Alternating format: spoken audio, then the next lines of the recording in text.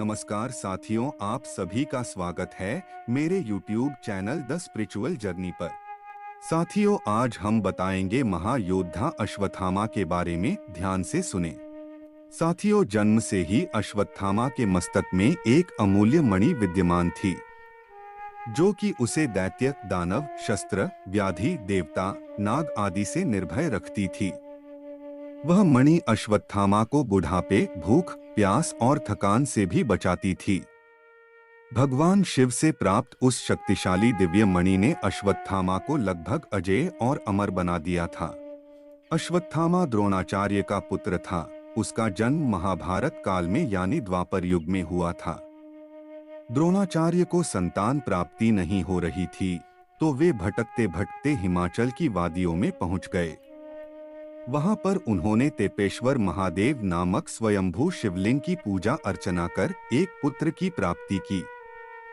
कहा जाता है कि अश्वत्थामा भगवान शिव का ही अंश था।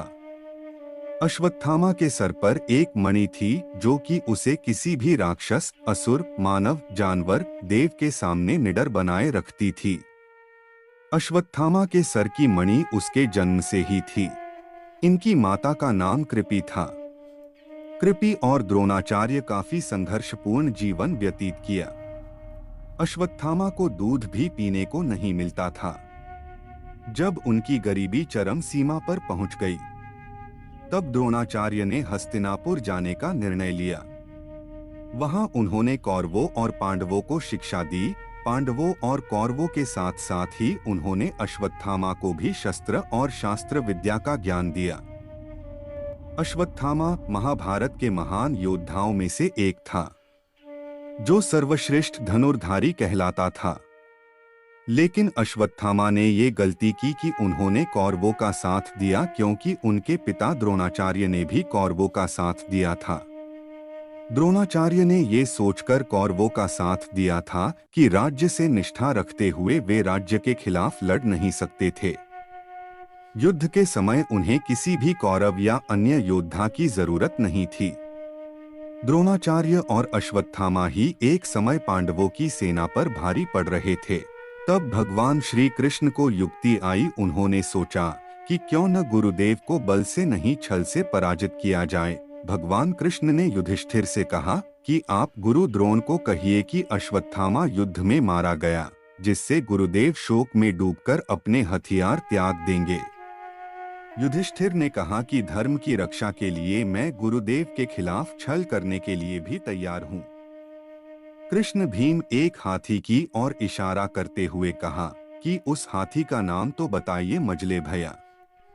भीम कृष्ण जी की युक्ति समझ गए और उस हाथी को मारकर गुरु द्रोण के सामने चले गए और कहने लगे कि गुरुवर, मैंने अश्वत्थामा को मार डाला। पर द्रोणाचार्य को भरोसा नहीं हुआ। उन्होंने अपने सारथी को कहा कि रथ को युधिष्ठिर की तरफ ले चलो। युधिष्ठिर के रथ के सामने पहुंचते ही उन्होंने युधिष्ठिर से कहा कि क्या ये सत्य है कि अश्वत्थामा की मृत्यु हो चुकी है? तब युधिष्ठिर ने कहा कि हाँ, अश्वत्थामा मारा गया, परंतु हाथी।